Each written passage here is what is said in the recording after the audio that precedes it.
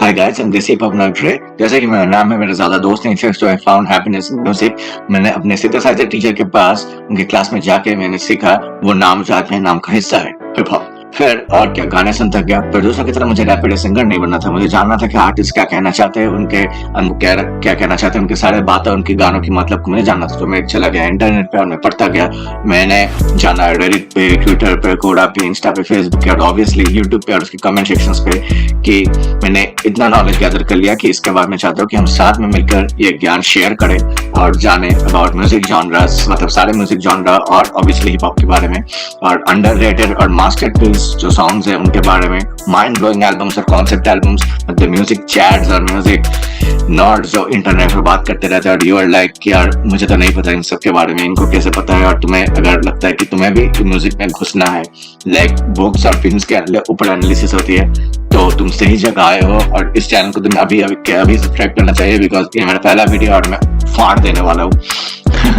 So, अगर तुम्हें hip hop या और किसी चीज के बारे में डीप में घुसना है और तुम्हें पता चलना है कि हिप हॉप में क्या हो रहा है और बाकी जॉनर्स में क्या हो रहा है और क्या हिस्ट्री और क्या चल रहा है सब में, तो मैं तुम्हारा दोस्त रे, देसी पवनर रे, ये चैनल तुम्हारे लिए है। यहाँ पे हम जॉनरास अलग अलग सुन के पता लगाने वाले जॉनरास में सुन के बता सकते हो कि कौन सा जॉनरा क्या है, तो और सब जॉनरास, उन जॉनरास के अंदर के जॉनरास को हम एक साथ एनालिसिस कर सकते हैं और पता चल सकता है कि कौन सा जॉनरा क्या है। और तुम भी एक म्यूजिक नर्ड बन सकते हो, जैसे मैं बना from no one to a music nerd. इस तरह से जैसे देसी पब में क्या है कि Rowan career page inspired by Crypt, Desi लिखा है inspired by Black Speech, so I'm also inspired by Anthony Fantano and Bob Gates। और मैं उनके बहुत सारे opinions से agree नहीं करता, पर मैं उनसे inspired जरूर हूँ। So without being father led और ज्यादा क्लीशे और ज्यादा abnormal बातें करने के बगैर हम शुरू करते हैं with our video। So the main topic of our video is how hip hop can be India's number one genre। तो उसके लिए हमें पहले जानने की जरूरत है कि हिप हॉप दुनिया का कैसे नंबर वन जॉनरा बना। ऑब्वियसली तो बेसिकली कैसे हुआ कि नंबर वन जॉनरा की जो रेस है उसमें अगर तुम्हें टॉप में जाना है तो you have to be the part of pop culture, जिसका नाम तुमने शायद पहली बार नहीं सुना होगा, तुमने पहले भी सुना होगा पॉप कल्चर क्या। सो बेसिकली क्या है कि इंडिया में बॉलीवुड और क्रिकेट को लेकर इतनी हाइप है कि सिंगर्स को उतना ज्यादा हाइप नहीं मिलता, बट बाहर ऐसा नहीं है, because obviously anyways pop is not a close genre, कि अगर कोई जॉनरा लाइक मेटल, रॉक, रेगे वो एक जैसा साउंड नहीं करता, उनके अलग अलग इंस्ट्रूमेंट्स होते हैं, अलग अलग वोकल स्टाइल्स होते हैं, अलग अलग लिरिसिज्म्स होती है। पर पॉप ऐसा नहीं है, पॉप हर डिकेड में अलग साउंड करता है और अलग जॉनरा जैसा साउंड करता है। लाइक हर जॉनरा का एक पॉपुलर पार्ट है और पॉपुलर वो वर्ड है जहाँ से पॉप म्यूजिक है।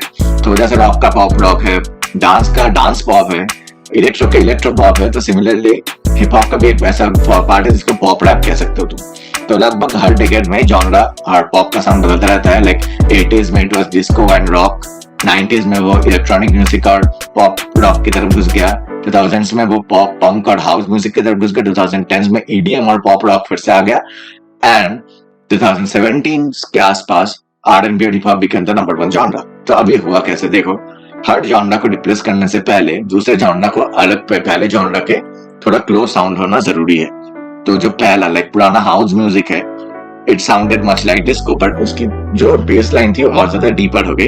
इनका जो हाउस म्यूजिक है वो काफी ज्यादा EDM को इंस्पायर किया था, और तो अचानक से हिप हॉप कैसे आ गया, लाइक इलेक्ट्रॉनिक और रॉक चला था, अचानक से हिप हॉप कैसे आ गया। तो बहुत सिंपल है, तुम्हें EDM जैसा साउंड करने की जरूरत है हिप हॉप को, बट EDM के आसपास भी हिप हॉप नहीं था साउंड करने लायक। तो कैसे हुआ, तो EDM में कैसे जॉनरा है, हाउस, टेक्नो, ट्रांस, डबस्टेप, इन सबसे मिला के बनाया। और एक और जॉनर से trap.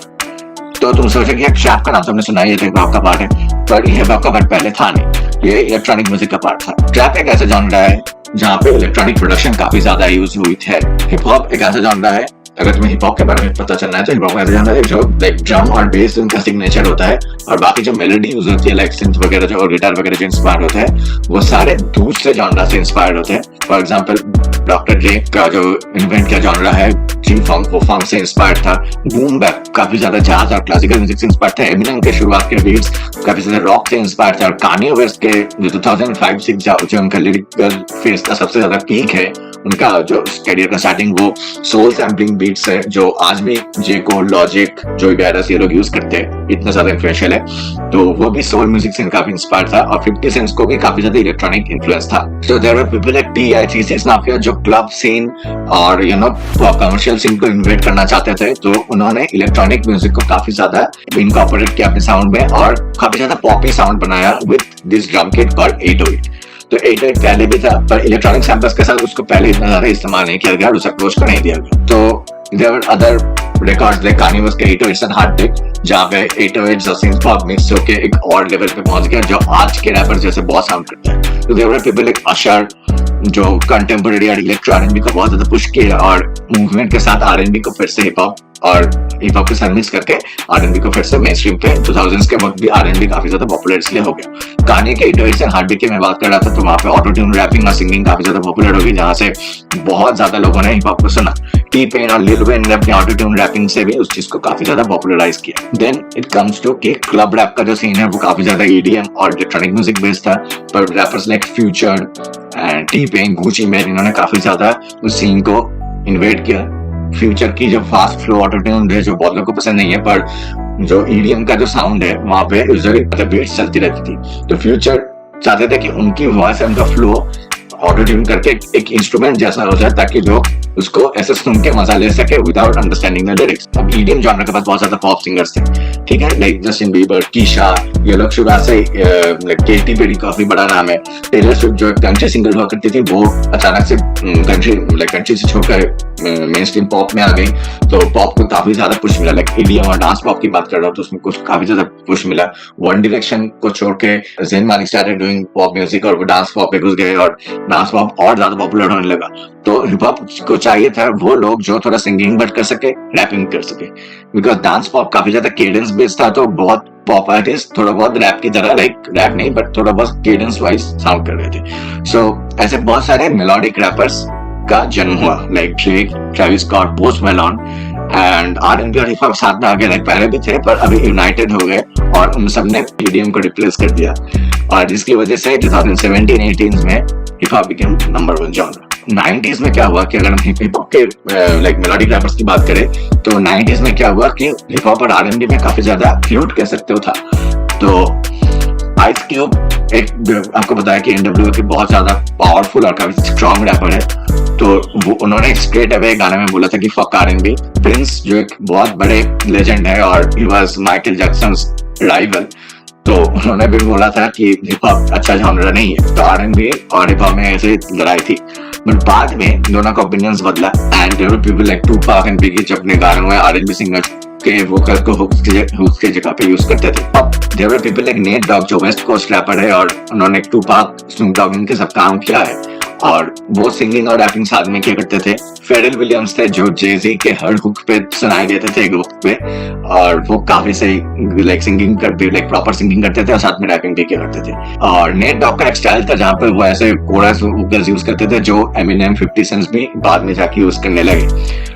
And then there was Bone Thugs and Harmony जो लाइक ट्रिपलेट फ्लो, जिनका ट्रिपलेट फ्लो बहुत ज्यादा इन्फ्लुएंशियल आज के डेट पे, मतलब देसी फॉर्म में अगर तुम देखोगे कि काम से शुरू करके हर एक लाइक रैपर ट्रिपलेट फ्लो लिखता रहा, इन अंशुम वो भी ट्रिपलेट फ्लो करने की कोशिश करता है। MTV असल में भी तुमने सुना होगा कि ट्रिपलेट फ्लो के बारे में रफ्तार वाज टॉकिंग अबाउट, एंड वो भी इजी जो NWA के बहुत एक पॉपुलर रैपर है उनके साथ साइड थे, तो वो कह सकते हो कि मेलोडिक रैपिंग को भी काफी ज्यादा क्रेडिट मिलने लगा। साउथ से थे आंद्रे 3000 जो सिंगिंग और रैपिंग दोनों ही काफी सही करते थे, और he is Eminem's biggest rival, अगर तुम्हें पता नहीं है, he is one of the greatest lyricist of all time, और वो like he is the most consistent rapper ever. Like वो 90 से शुरू करके आज तक के डेट पे कंसिस्टेंट है and he doesn't have a bad words, like आज तक एक वर्ड्स नहीं निकाला उन्होंने जो बुरा है, ठीक है। और लाइक 2020s में he got an Grammy and he had been consistent over his career.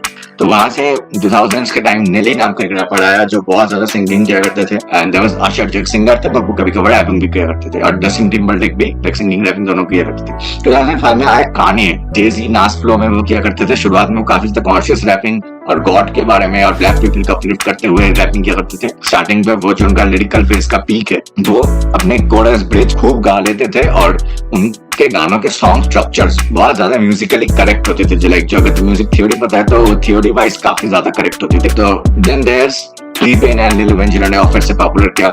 Eminem भी बहुत ज्यादा हुक्स पे गाने गाते थे एंड वो रिदमिक वे में गाने गाया करते थे। और 2009 में जो रिलैप्स आया उनका एल्बम, वहां पे ब्यूटीफुल में एमिनेम ने काफी सही गाया, एक इमो डॉग टाइप का वोकल गाया और वो काफी सही था। तो वहां से कह सकते हो कि हर आर्टिस्ट ने ऐसे गाने प्रेफर कर रखे। 2010 में Drake, Future, Travis Scott, Post Malone, people like Don Toliver, Lody Ray, Juice world, लिल उजी, इन सब ने मिलकर हिप हॉप का और ज्यादा पुश किया और इनको सुन के पता नहीं चलता था कि दे वर सिंगिंग और रैपिंग। तो it was really confusing, but जनता को बहुत ज्यादा पसंद है। And there were lyrical rappers like Kendrick Lamar, J Cole, Joey Badass, Denzel कर्री, जो भी मेलोडिक रैपिंग को किया करते थे, but not like the others name I mention before. और इसमें कोई बुराई नहीं थी और सबने इसको एक्सेप्ट किया और ये काफी ज्यादा मेनस्ट्रीम होता गया। तो ट्रैप की कुछ पॉपुलरिटी के हिसाब से ट्रैप बहुत ज्यादा पॉपुलर हुआ, जिसकी वजह से ये उसका एक एडवांटेज है कि बहुत लोगों तक हिप हॉप पहुंचा और हिप हॉप की बाउंड्रीज बहुत ज्यादा पुश है, बिकॉज हिप हॉप में मेलोडी बहुत ज्यादा कम थी और हिप हॉप में मेलोडी आ गई। तो पॉप फैंस काफी ज्यादा अट्रैक्टेड हो गए। जो पहले जस्टिन बीबर सुनते थे वो आज के दिन में ड्रेक, पोस्ट मेलोन इनको सुनते हैं। तो ऐसे करते हुए बहुत लोगों को हिप हॉप के बारे में पता चला और वो शायद आज और ज्यादा लिरिकल रैपर्स को भी सुनते हैं। बहुत लोग हिप हॉप में घुस गए एक तरीके से। तो एक और चीज है जिसके लिए काफी ज्यादा क्रिटिसाइज किया जाता है ट्रैप म्यूजिक को, कि लिरिक्स काफी ज्यादा रिपीटेटिव, लाइक वही बिचेस, होर्स, ड्रग्स, इन सब बातों पे, लाइक फ्लेक्स की बातों पे होता रहता है और लिरिकल रैपर्स इससे काफी ज्यादा पीछे चले जाते हैं। पर अगर देखोगे तो ये लोग कहते हैं कि हिप हॉप का ये पार्ट नहीं है। 90s के हिप हॉप आर्टिस्ट को देख लो, सब कॉन्शियस रैपर्स थे, सब लोग असली रियल टॉपिक से बात करते थे। वेल ऐसा नहीं है, बिकॉज हर artist from Eminem to Tupac सबने इन टॉपिक्स पे गाने बनाए हैं। जेजी से शुरू करके हर आर्टिस्ट ने इन टॉपिक्स पे, लाइक बिचेस, होर्स, इन सब टॉपिक्स पे गाने बनाए हैं। इसमें कोई बुराई नहीं है, बिकॉज शुरुआत से हिप हॉप का पार्ट रहा है, तो लेट्स एक्सेप्ट इट। और ये तुम्हारी चॉइस है, अगर तुम्हें सुनना पसंद नहीं है तो मत सुनो, वो गाने मत सुनो। बहुत सारे ऐसे गाने हैं, देख ड्रेक की शुरुआत में बहुत सारे ऐसे गाने हैं जो कि काफी सही है। ये song started from the bottom. और वैसे भी फ्यूचर के बहुत सारे गाने, कोडिंग क्रेजी, अगर तुम सुनोगे तो तुम्हें बहुत अच्छा लगेगा। और उसके अभी तुम सुनना भी नहीं है, फ्यूचर तुम्हें बिल्कुल पसंद नहीं है, तो कमेंट्स में जाकर तुम देख सकते हो कि लोग कह रहे हैं कि ये गाना कितना थेराप्यूटिक है, तो फिर शायद तुम्हें सुनने का मन करे। मैं स्क्रीन पे भी डाल रहा हूँ ये सब, obviously I seen it. Future क्या है, like future not as an artist, like artist का नाम नहीं बोल रहा, पर ट्रैप म्यूजिक का फ्यूचर क्या है कि ट्रैप म्यूजिक में लिरिकल रैपिंग में सही तरीके से घुस रही है। लाइक रॉडी रिच को देख लो, रॉकस्टार पे his verse was good. DaBaby का वर्स जो था रॉकस्टार पे वो भी लाइक काफी ज्यादा अच्छा था, rather than like normal flexing. Polo G काफी ज्यादा सही लिरिक्स लिखता है। हिज स्टाइल ऑफ रैपिंग, वो मेलोडिक रैपर भी है, पर वो भी करता है, लाइक सही लिरिक्स भी लिखता है। 21 सैवेज जे कोल के साथ कोलैब करने के बाद बंदा लाइक कमाल हो गया और he has been like great in these recent years. His rapping is so good. He is the most improved rapper, like one of the most improved rapper, if we can say. Then there's Don Toliver जो Eminem और Nas के साथ इसी यार पे collab कर चुके हैं, and is really great. तुम सुन सकते हो, like these are the melodic rappers जो लिरिकली भी अच्छा कर रहे हैं और नेक्स्ट डिकेड पे काफी सही। तो बेसिकली रैपर्स दो टाइप के होते हैं, लिरिकल और मेलोडिक। तुम्हारे दिमाग में आ गया मम्बल कहाँ गया, बिकॉज मम्बल डेड हो चुका है। अब देयर पीपल लाइक लिल पम्प, 6ix9ine, उनको ज्यादा क्लाउड नहीं मिलता और हमें क्लाउड देना भी नहीं चाहिए। सो बिफोर समवन सेज कि यार मेरा फेवरेट रैपर लिल पम्प से बेहतर है, कभी कंपेयर मत करो कोई रैपर लिल पम्प से बेहतर है नहीं। अगर वो रैपर 90s के रैपर्स के मुकाबले अच्छा है और अगर आज के लिरिकल रैपर्स के हिसाब से तुम उनको कंपेयर करना चाहिए। और ज्यादातर लोगों को ज्यादा लिरिकल रैपर्स के नाम नहीं पता और हमारा चैनल का ये मकसद है, हम धीरे धीरे जाएंगे और हर एक लिरिकल रैपर की डिस्कोग्राफी को खोद के निकालेंगे और तुम्हें बताएंगे कि वो रैपर इतना बेहतर क्यों है। So here we go. तो हम अभी बात करने वाले हैं कि देसी हिप हॉप में कैसे हिप हॉप नंबर 1 जॉनर बनी, मतलब देसी हिप हॉप कैसे इंडिया का नंबर 1 जॉनर बना है। Like it's really complicated. एक चीज है जो हो सकता है वो है कि जैसे बाहर हमने ईडीएम को बदला ट्रैप से, अभी इंडिया में भी ईडीएम चल रहा है, जो रिमिक्स वगैरह है वो सब ईडीएम ही है सैडली, पर ईडीएम को हम बदल सकते हैं ट्रैप म्यूजिक के थ्रू। एंड अगर तुम ट्रैप म्यूजिक पसंद नहीं है, तुम वाइस और रैप को सुन सकते हो, बिकॉज वो हार्डकोर हिप हॉप ट्रैप के बीच। अगर तुम्हें कृष्णा वगैरह पसंद है, तुम यंगस्टर्स और रैप को सुन सकते हो, वहां से तुम धीरे धीरे ट्रैप में घुस सकते हो। You can like also like there are many trap artist और तुमको धीरे धीरे इनको सुन सकते हो। मैं स्क्रीन पे डाल रहा हूँ सबको और ये सब लोग बहुत अच्छे हैं, तुम इनको सुन सकते हैं। कृष्णा ने भी फास्ट में ट्रैप ट्राई किया है, तो तुम्हें पता होगा कि ट्रैप उतना भी बड़ा जॉनर नहीं है। सीधे मौत ने भी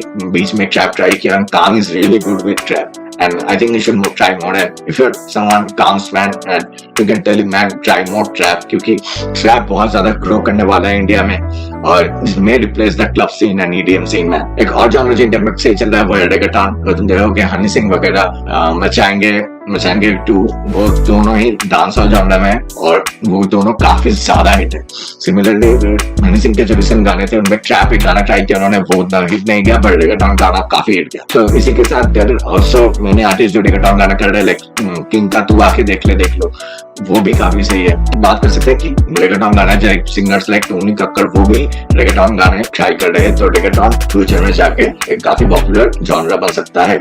और मैंनी मेलोडिक रैपर्स इंडिया में है जो ट्रैप ट्राई कर रहे हैं, उनको रिगेटॉन भी ट्राई करने को बोल सकते हो। एंड सपोर्ट करो यार, मेलोडिक रैपर्स को सपोर्ट करो, बिकॉज वो ही शायद हिप हॉप को नंबर 1 जॉनरा पहुंचाए। बिकॉज हार्डकोर हिप हॉप का sound, you know, it doesn't sound like the dance pop sound that is more prevalent in India right now. तो उस sound को रिप्लेस करने के लिए हमें चाहिए melodic rappers. So that's what I was trying to say. और तुम्हें अगर पसंद आई वीडियो तो ऑब्वियसली इसको लाइक, यहाँ पे we are gonna talk about artist you should follow in this hip hop, जो मेलोडिक रैपर्स है उनको तुम फॉलो कर सकते हो। एंड शायद इन सब के परे कोई और जॉनरा है जो आ जाए, लाइक रिदम बेस और सीधे मौत का एक कोलैब एल्बम आने वाला है, रियली वेटिंग फॉर इट। जो कोलैब अब तक आए वो भी काफी प्रॉमिसिंग है। तो शायद ये हो सकता है कि जो इंडी इलेक्ट्रॉनिक साउंड है रिदम बेस का, लाइक जॉनरास के नाम शायद तुम्हारे थोड़े ऊपर से जा रहे होंगे, बट वी कैन रिलेट, धीरे धीरे सीखते जाएंगे कि इंडी इलेक्ट्रॉनिक साउंड है जो रिदम बेस का, उसके साथ सीधे मौत अगर कंबाइन हो जाए तो एक तीसरा जॉनरा बन सकता है जो शायद इंडिया में लाइक चील फाड़ तरीके से घुस जाए और फाड़ दे, कॉन्कर कर ले। तो ऐसी चीजें हो सकती है, बहुत ज्यादा चांसेस है कि हम कोई और तीसरा जॉनरा ही पकड़ ले और उस चीज को मेन स्ट्रीम पर ले आए। देयर आर पीपल लाइक 47 वाली जो काफी रिलेटेबल रैपिंग कर रहे हैं और उनके साउंड लाइक बीट्स जो है लाइक स्वाहार, चौड़, जो भी बहुत सही गाना था 47 का, तो वहां पे वो न्यूक्लियर टाइप का वो साउंड था जो काफी सही था। न्यूक्लियर काफी पॉपुलर है इंडिया में, तो शायद वो साउंड भी आ जाए, वो भी जिम वगैरह में काफी पॉपुलर हो जाए, रादर देन जो पंजाबी गाने चल रहे हैं उनको शायद प्लेस कर दे। तो मैं कहना चाहूंगा कि ऐसे ही रैपर्स को सपोर्ट करते रहो, मेरे चैनल को भी सपोर्ट करो, ताकि हम फ्यूचर में ऐसे और ज्यादा वीडियोस बना सके और ऐसे मूवमेंट्स को हम इंडिया में कर सके और इंडिया में कुछ बदलाव ला सके। So the next video that we gonna be making, जो कि अभी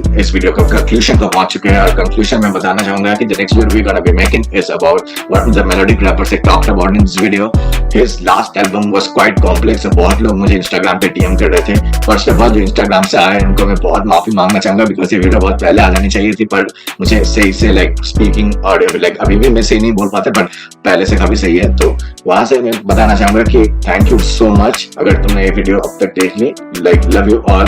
और वहां से चाहूंगा कि अगला जो है उनके एल्बम को बहुत ज्यादा लोग समझ नहीं पाए, and you guessed it right. जो बंदा इतना सही मेलोडिक रैपिंग कर रहा है, साथ के साथ ही singing and he is also like poetic lyrics, and उनके लिरिक्स काफी सही होते हैं और म्यूजिक वीडियोस बहुत लोग कॉम्प्लेक्स लग रहे हैं। तो इसी के साथ next chapter we gonna be talking about, we gonna be doing a full analysis, और मैं पूरी स्टोरी को तुम्हारे सामने ले आऊंगा जैसे वॉकगेस्ट करते हैं। और इससे के साथ इस वीडियो को हम खत्म करते हैं, and next chapter we gonna be talking about is king.